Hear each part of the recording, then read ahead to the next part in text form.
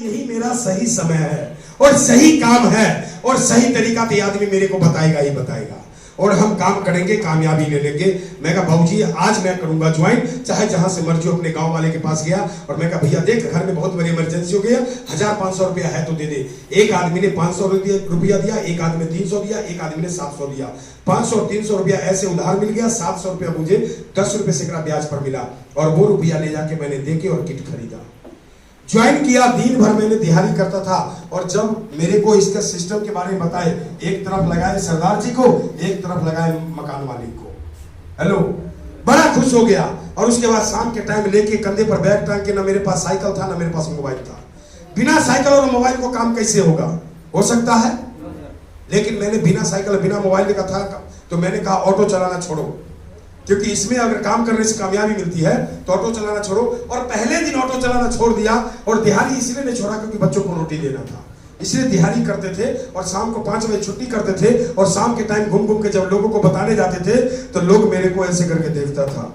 मेरी पाँव में प्लास्टिक का टूटा हुआ चप्पल, कुर्ता पैजामा और फटा हुआ जैकेट एक होता था, कंधे पर काले बैग होता था। और लोगों को कहते थे इतनी गजब की सिस्टम है कि अगर आपने कर लिया तो आपके परिवार से 90% बीमारी भाग जाएगी इस सामान को खाने से, और आपके घर में लाखों रुपया महीना आएगा और आपके पास बंगले होंगे, गाड़ी होगी, आपका नजारेदार जिंदगी होगा। तो लोग ऐसे करके देखता था, इस आदमी का हुलिया हालात ऐसा है तो इसका कंपनी कैसा होगा। हेलो, कहता भगवान की दया से मैं ठीक ठाक हूं, मैं तेरे जैसा नहीं बनना चाहता, चल तू भाग जाए यहां से। लोग ये भी कहता था कि मैं नहीं करूंगा, लोग ये कहता था कि तू भी छोड़ दे। मैं इतना हताश हो जाता था कि घर आता था तो मन लगता था कि कल होके मैं नहीं करूंगा काम, कोई सुनता ही नहीं। लेकिन मजबूरी थी कि सवेरे फिर उन्हें क्या काम करने जाना था। जैसे ही काम करने जाते थे वो पीछे आ जाते थे, हाँ भैया कितने लोगों से मिला? बाबूजी क्या मिला, 2 आदमी को तो पकड़ के ज्वाइन करा दिया और जुड़ गया, बाकी कोई जुड़ता ही नहीं है। जाता हूं शाम के टाइम, लोग ये नहीं कहता है कि मैं नहीं करूंगा, वो ये कहता है कि तू भी छोड़ दे।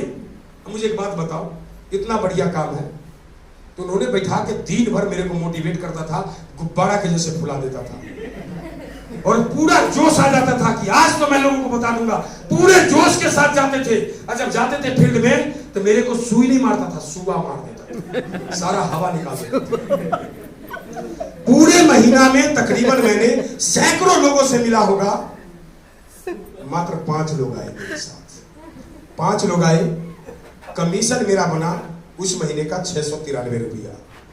बड़ी अच्छी लगी, पहले महीने की इनकम थी। दूसरे महीने में जोश आया, पूरा काम किया मन लगा के, और मैंने दूसरे महीने में 35 लगभग 30 आदमी नए ज्वाइन कराए और 35 आदमी हो गए। और 35 आदमी हुए, उस महीने का इनकम कितना है बता दो? कुछ लोग कहते हैं बाद में बता देंगे, आवाज नहीं आ रही है, बता दो। 282 रुपया। और उस महीने में दिहाड़ी करना छोड़ दिया था। आप लोगों को हंसी लग रही है, लेकिन उस दिन मैंने सारी रात रोया था। लेकिन धन्यवाद करता हूं ऊपर वाले को कि ऐसी पत्नी परमात्मा ने हमें दी कि हर मुसीबत में, हर समय में, पढ़ी लिखी नहीं है, अंगूठा छाप है, लेकिन दिमाग कहीं हमसे ज्यादा है। और हम जब भी फंसे हैं मुझे निकालने का काम किए हैं। जब वो एयरपोर्ट पे गई थी, जब वो दुबई जा रही थी मेरी घरवाली, जब एयरपोर्ट पे गई और पासपोर्ट में उसका देखा अंगूठा का निशान, और जब उनकी शक्ल देखा तो वो एयरपोर्ट पे वो कहती है, मैडम क्या आपको साइन नहीं करना आता? कहते नहीं, अंगूठा का निशान है। कहते इतनी बड़ी हो कैसे गई? स्कूल नहीं गई? ना, नहीं गई स्कूल, लेकिन आज दुनिया के कई कंट्री में घूम के आ गई है।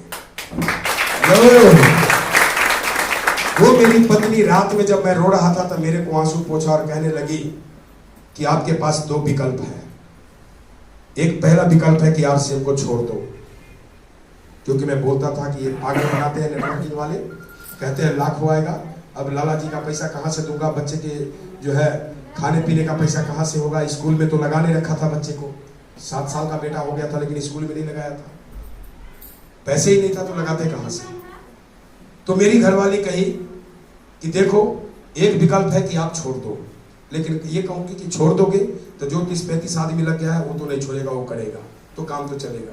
दूसरा विकल्प है कि जाके और अपने सीनियर से मिलो। हेलो, क्या करना चाहिए? सीनियर से मिलना चाहिए। और उसी वक्त मैंने जो है वहां से निकला, अपने सीनियर के पास गया कल सवेरे और जाके मैंने कहा कि 282 क्यों आया, मेरे को बताओ।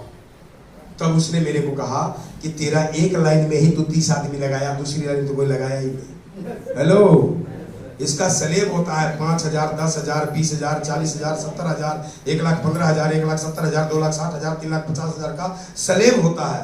तो ये जो है तुम्हारा सलेब कोई टच में नहीं है। 38,500 का तो बिजनेस हुआ तेरा, तो तुम्हारा अपना खरीदारी का आ गया।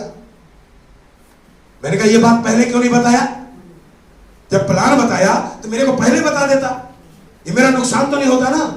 हाँ जी, सही बात है गलत है? उन्होंने तो बहुत अच्छी बात कही मेरे सीनियर ने। कहते हैं कि दुनिया के जितनी भी चीजें हैं ठोकर लगने से टूट जाती है।